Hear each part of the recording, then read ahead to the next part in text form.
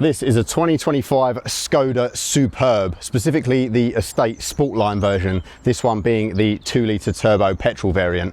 Now there's not many of these estate/wagon cars around nowadays. Everyone's going for these big hiked up SUVs, but this kind of offers a really practical space in the back, but with a traditional ride. So maybe it's the solution for a lot of people. And there are a lot of enthusiasts out there for the estate car. They think they're practical, they think they're more sleek than an SUV, and they prefer the lower ride height. So question is, with the price bracket of over 40 grand for most of these, is it still worth your cash in 2025? That's what I'm here to find out today, so please join me on a full tour of the car, and I'm going to get it out on the road and give it a spin. But before we do that, if you're looking for a new car, whether it be a used Skoda Superb or otherwise, please hit us up in the description below at Players Cars Premium, where myself or my colleague Elliot will be able to find you one of the best deals on the market, source any car you like, and potentially get you as low as 7.5% APR on finance. So no pesky emails, just chat to us on WhatsApp, Instagram DMs. Will make it super easy to find your next car. Let's first quickly talk about trims and pricing. I won't go into too much detail here because there's a lot to choose from. It starts in the UK with SE technology trim. There's also SEL, then Sportline, which is what you see here, and then Lauren and Clement, which is the kind of upper luxury model with all the bells and whistles. So the starting price is around £36,500 for the most basic option. All cars get a 13-inch touchscreen as standard, which is a really large screen, heated and massaging front seats, adaptive cruise control, and wireless phone charging, all standard features even on the entry-level car. The SEL trim starts from about £40,000. That includes new matrix LED headlights, upgraded 18-inch alloys, leather upholstery with ventilation and electrically adjustable front seats, keyless entry and electric tailgate. Then the Sportline, which I have here, has much sportier exterior styling and upgraded 19-inch alloys with the gloss black exterior trim and the black headlining, the sports seats that you're about to see, and also sports suspension, which has the dynamic chassis control plus as standard, which I do recommend. They start from around 43 grand. And the top spec L&K, that has leather upholstery with luxurious features. It's got more of a luxury exterior look with some nicer wheels, heated steering wheel, heated windscreen, parking assist, 360 cam, and the Canton sound system as standard. Those things though are optional on some of the other trims. That one starts from £46,000, and the most expensive one with all the bells and whistles you can spec to about 55. So entry-level cars come with a 1.5 turbo 150 horsepower mild hybrid, which is good for about 51 mpg. Those cars are front-wheel drive. Then there's also an upgraded 2-litre turbo with the EA888 engine, 204 horsepower.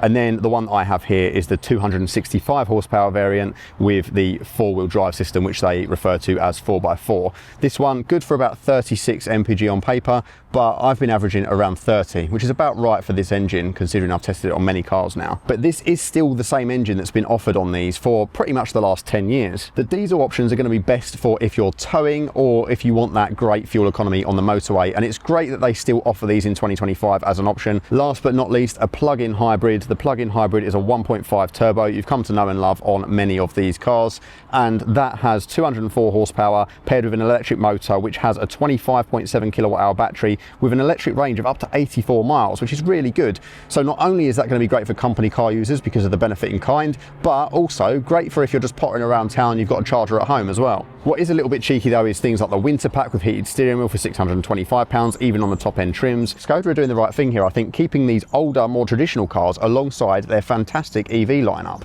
I think it's particularly handsome in this Sportline trim as well. You can see that this has the crystal lighting from Skoda, which is a matrix LED system, and this gloss black kind of front splitter area down here. It looks really good, as well as the gloss black grille. You can see the radar built in there.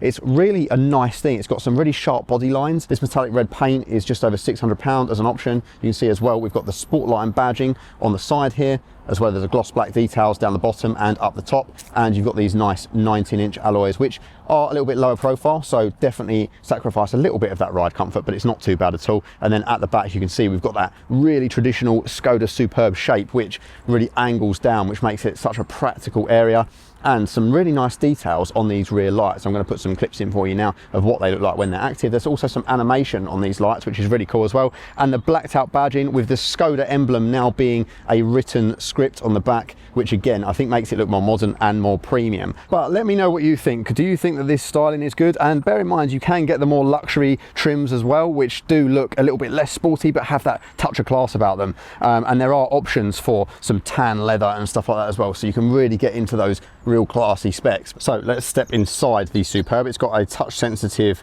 auto opening with the keyless entry on this particular model, and you can see that with this Sportline trim we get loads and loads of this kind of suede Alcantara style material all over the doors, even these door handles. I don't know how hard wearing these are going to be over time. I think this already is starting to look a little bit grubby, as you can see, as suede does, but it's a nice touch, and I like this integrated door handle design into this kind of carbon looking trim along here. It's a really nice door card, and also enough space for a decent sized bottle, which is good. Of course, being a Skoda as well, in the door you do have a handy umbrella, a bit like in a Rolls Royce. You've got Superb on the sill here, and you can see the controls for this ergo massage seat, which is really lovely. And you can see the Sportline seats here. These are kind of bucket style. They're pretty comfortable, to be fair, and you do also have Isofix on the passenger side, which is a nice touch. I like the material, I like the slight contrast as well with the stitching, but definitely not quite as comfortable as the seats in the other models. But just look at this, I really do think this interior looks the business. I'm going to step inside and show you in more detail, but I think just looking at it, really nice. So hopping in then, let's give you a proper tour. I'm going to turn the car accessory on just so that you can see everything pop into life.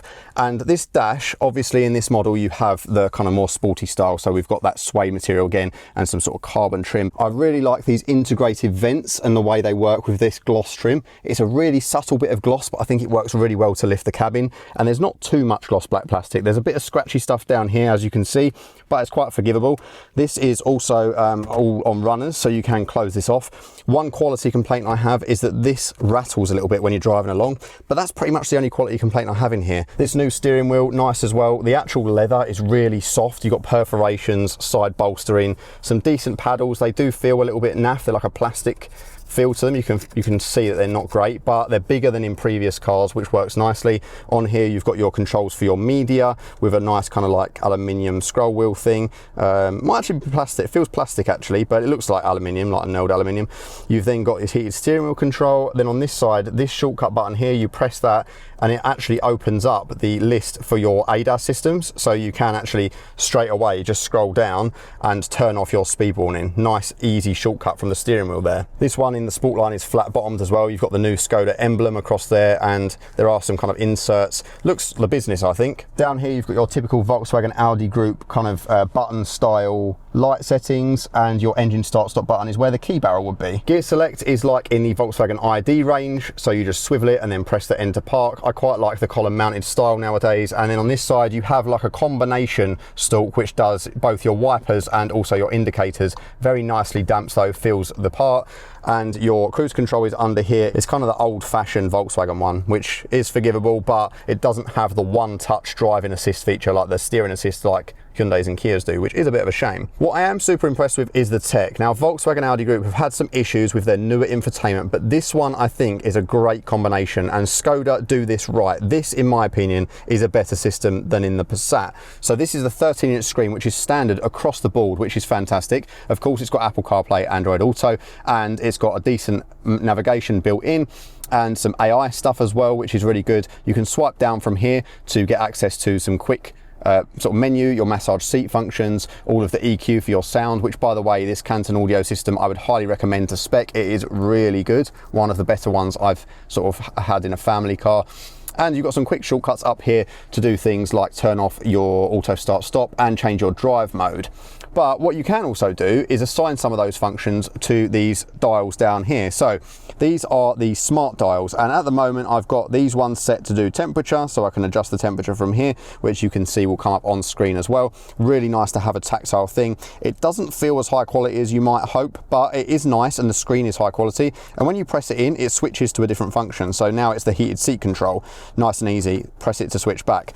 This middle one is actually completely customizable. So at the moment I've got it set to drive mode, so it will cycle through the different drive modes, as you can see on screen here, which is a nice way of doing things. And then if I then click it in, it will then take me to a different setting. So now it is the air volume, so I can change the fan speed or set it to auto, and then I can press it in again, and that will take me to volume. So I've now got a large volume knob physical, and you can also change this to a few different things as well. So when you go onto this menu, not that one, sorry, you go into here, you go onto vehicle settings, smart dials, and then you've got options to add some extra bits to those dials as well. You can assign up to 4 functions. It's a really nice system and it's very tactile, and that's what's missing, but it's modern because of these screens that are on there. I think it really looks the part, and I think it just fits nicely into this cabin and means that I've got all the physical control that I might need. This display in front of me here as well is fairly comprehensive and can be controlled from these functions on the steering wheel. So you can have just your basic drive functions on there, or you can press in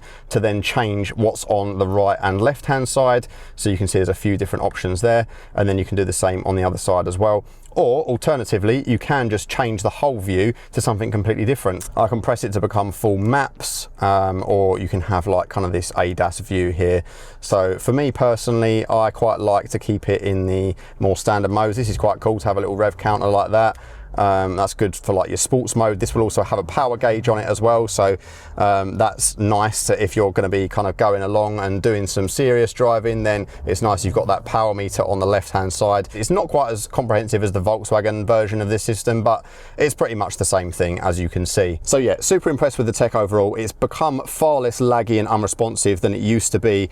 These systems definitely in the last year or two have really started to improve. It's not got quite as much gimmicky stuff on as like your Hyundais, your Kias and some of the Chinese brands, but it's nice that you do have options. You've got your ambient lighting stuff on here as well on this particular model, and yeah, it's a nice big bright screen with lots and lots of detail. No pan roof on this model, so you do get a black headliner on the Sportline trim, and the view out the back, as you can see, not too bad to be fair. You do have a kind of quite comprehensive C-pillar there, like it's quite large, but you see you've got that extra little window, and combined with the fact that actually it doesn't feel that large to maneuver, not bad. Some extra useful spaces as well. You've got a soft close cubby here for your glove box, and you've got a nice one for the center area as well. And this has a few extra gimmicks in. This is actually a little screen wiping thing so that you can clean the screen. That's super useful, and that is just baked in into the drawer here. There's a few removable drawers and different bits. There's also a power outlet in there. You probably can't see it in the kind of the light in there, but you can just take these out and move them around and configure them exactly as you please,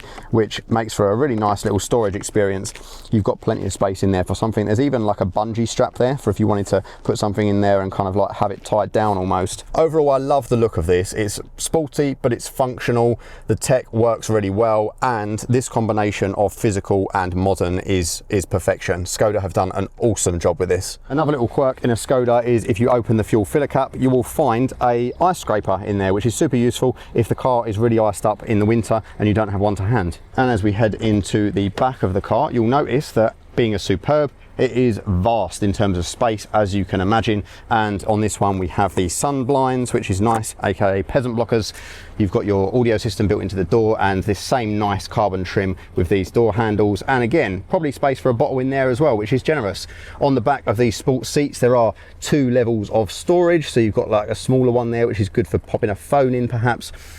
Massive transmission hump though, as you can see, absolutely huge, so not ideal for adult middle passengers, but plenty of legroom for anyone else at all. And some really practical pop out bits for your isofix, which is nice, so you won't end up losing those. They just stay, they kind of swivel in place, so they kind of swivel out the way like that, so you won't damage the leather and you won't lose the caps, which is good. In the middle, you've got a ski hatch pass through, but also a pop out section for cup holders, and also this is like a rubberized area where you could pop, you know, a phone or an iPad or something like that. So nice practical little space there. You can see the ambient lighting slightly in the back, and also we've got temperature control back here for the triple zone climate, and 2 USB-Cs for charging. There's also little hooks just inside the door as well for if you want to, you know, pop something up on there. So stepping into the back of the Superb then. Now this one actually is in my driving position at 6 foot, and as you can see, I do actually still have plenty of legroom back here. Thigh support is actually not as bad as you might think. If I were to cross my legs, I would actually get a really comfortable position back here, and the backrest is really firm and nice. I've got plenty of space to stretch out. The only downside, of course, is that transmission hump. You're not going to comfortably get a 3rd adult back here, but for 2 adult rear passengers, this would be an absolute breeze for a long journey. And if you've got kiddies back here, you're going to have no issues whatsoever. Headroom plentiful as well.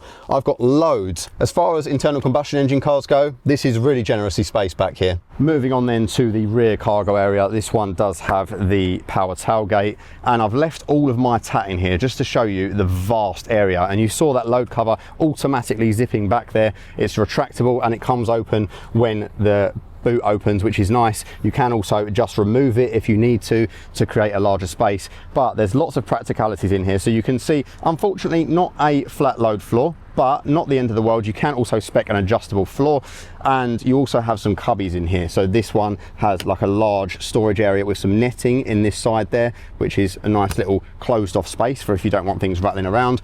In this side there is also, in this particular one, this has the option of the Skoda blanket for the rear passengers, so that's something that you can spec, and there's also some tie hooks and different bits that you can do there. And even in the sides you have all of these drop down hooks, so there's 2 on each side, and on this side you also do have the power socket as well, 12-volt outlet. And again, split section, you've got 60/40, you've got some also tether hooks back there, so that's some practicality. And then you just pull these to put those down. In this one, it's not completely flat as a load area. You do have that kind of bridge area in the middle there, but I thought I'd leave my stuff in here just to show you kind of the actual scale of this. It is huge. I could quite comfortably lay down in there. And of course, without the adjustable load floor, you are sacrificing a little bit of practicality in terms of loading this, but you can see it is a vast area, and with that load cover removed, you can stow that away and make it super easy. What's more, because these are on runners, the seat belts do not snag when you put the seats back up, so nice and easy as a one-handed operation job. Under floor storage, there is a tiny bit for your like your spare wheel and that. It's a deep well, but obviously it's pre-filled, and this one also has the subwoofer for the Canton audio system. But yeah, probably a more practical and longer area than most SUVs, so top marks for practicality when it comes to the rear cargo area. And you can see these are full-size bags. I've got my camera bag, I've got an overnight bag, this is a bag, this has got a laptop in it, I've got all my coats, we've got the Skoda blanket, which I'm going to pop back in its little house over here. Very versatile, very practical, as you'd expect from a Skoda Superb. So let's get this thing out on the road then and put this Golf GTI engine to the test. Right, so in the Superb then, this being the hottest variant, let's give it a stab and see what she can do. The four-wheel drive system, grips up there, that EA 888 doing the work, there's 60.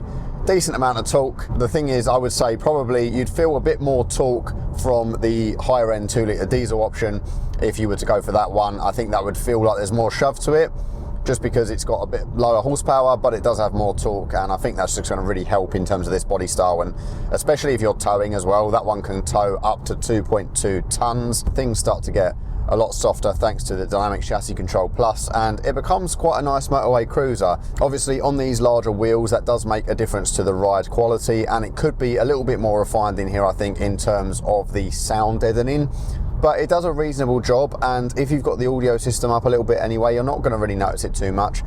And the combination of the nice driving position, the space in here, the massage seats that I've got, nice places to rest my elbows, it becomes quite a nice driving experience even though you're not in that kind of SUV elevated driving position. It is a shame that those lower end models don't have the DCC as standard, because the ride can get a little bit fidgety at low speeds, and this 7-speed dual clutch gearbox can feel a little bit fussy and clunky at low speeds as well. But you're probably used to that if you've ever driven one of these Volkswagen Audi Group cars from the last sort of 10 or 15 years. It's the same setup pretty much. They've made tweaks here and there, lots of different little revisions, but effectively this is the same recipe, the 7-speed DSG mated to the EA 888 engine. You know how this feels to drive if you've driven a Golf or a Seat Leon or an Octavia or whatever in the last sort of 10 years or so. This is very much just a slightly more modern version of that. I'm certain that long distances in this would be pretty pleasant, and visibility actually is good for this class of car. There is obviously a chunky C-pillar, but there is also a little rear window that I can see through it, and of course you've got camera as well, so not too big of a deal. The mirrors are large and the mirrors show a good view of the sides of the car, and actually it hides its size really well. Like, looking around and the way it feels and the way it looks to look out the back of the car, it's only really when you truck it into a really tight corner that you start to notice the sort of the length of the vehicle, and it tries to do a little bit of lift off oversteer, but the traction control doesn't allow for it. The ADAS systems aren't too bad either. The speed limit warning sound isn't very intrusive, and there is a shortcut on the steering wheel to go into the menu to turn it off, so you can do it with basically 2 buttons, which is nice, but it's not bothered me. I've left it on because it really hasn't caused any problems. And also the lane steer, like the lane keep assist, can be a little bit intrusive at times. It does pull you a little bit harder than you might want, and that's kind of true of most Volkswagen Audi Group cars at the moment. I think they've got a very similar system, but a bit more intrusive than some rivals. So let's go into the sportier drive mode then. I'm going to put it in sport gearbox mode, which does hang the gears quite considerably, so not ideal for day-to-day driving, but gives me a bit more throttle response, a little bit more instant on the kick down, but you can hear it does hang that gear a little bit too much, so you can pop it back into the standard drive mode and keep the rest of it in sport if you want to. But yeah, quite responsive on the kick down and gives you a nice surge of torque, which is always good.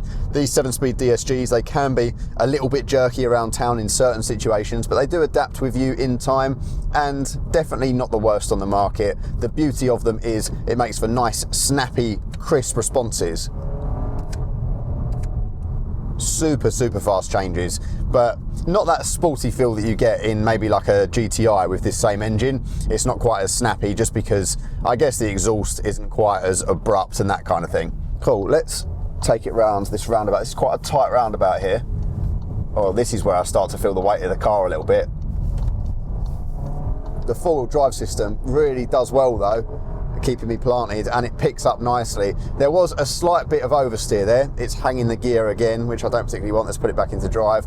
But yeah, handled that pretty well. I did feel the size of the car in that kind of interaction around there then. It felt like there was a little bit more that I had to do to pull the whole car around, but the traction control system works well, and the 4-wheel drive definitely helps in that instance versus the standard front-wheel drive models. There isn't much kind of sporty driving stuff on here though. Obviously with the DCC it will firm up the suspension and soften it depending on which drive mode you have, and it will also sharpen the throttle response and the steering input and stuff like that. But one thing to note is that there's not really a clear way of turning off the traction control systems or making the car a little bit more spicy. It's just not designed for that. So let's get it into the sport drive mode. Let's fling it down some more challenging roads and see what we got. So yeah, again, I can feel the size of the car a little bit, but the suspension is pretty compliant even in this firmer setting. The DCC definitely helps a lot because it enables you to adapt it to really what you want in that moment. And throttle response, once you're in the right gear, pretty sharp. This engine's always been very good, very tunable. Unfortunately not the best on fuel, especially in this configuration. You're looking at around 30 mpg average from what I've experienced versus the 36, 37 they quote. But you know, I would say probably the diesel is the one to get if you're going to be doing lots of miles and lots of day-to-day driving, or the plug-in hybrid for that benefit in kind for company car use. Let's give it another rip through here. Yeah, it's quick, it's nice and responsive. You don't really feel the gear changes, it's nice and smooth. The brakes also feel good, they're not too spongy. They've got a little bit of firmness to them, but they don't feel like they're going to let you down at speed. Nice response to them. Handling typically slightly numb of Volkswagen Audi Group, but I do actually have a surprising amount of texture through the wheel, and the turning circle isn't as bad as you might think for a car of this size either. It is actually pretty compliant when it comes to that. I was pleasantly surprised when I did a 3-pointer that it didn't actually take me 6. And how often are you going to be driving like this, really, like ripping through a country road and that kind of thing? Probably not very often in a car like this. You're going to be pooling around, maybe doing long distance motorway bits and stuff like that. And if you don't want an SUV, this is really up there with the best of the best. Handles well for a big car, honestly. You don't really notice the weight. Obviously being a sort of fairly low slung estate car as well, you don't have that SUV body roll and wobble. It feels pretty much just like a heavier, longer hatchback. Nice bit of turbo whistle though. Yeah, nothing exciting from the exhaust, but again, what do you expect? This isn't designed to be a sort of hot variant. Even though this is the sport line, it's designed to have those sporty looks and a little bit more agility, but it's definitely not in that hot hatch territory despite the Golf GTI engine. I do think it provides a little bit more of a traditional car experience with a few more necessities than a equivalent Volkswagen Passat, which I find a little bit fussy in terms of the interior controls now. It's a really, really nice jack of all trades. It just does everything that you want it to. There's so much space in it, it's so practical. But if you don't want an SUV, then this is such a great alternative. But if you can get a good deal on one of these on lease or through the company or even on like a PCP, then probably quite a winning combination really. There are a few alternatives out there as well, the 508 SW for example, and there's a couple more, but I think this is probably one of the strongest contenders and always has been in the kind of large estate car market.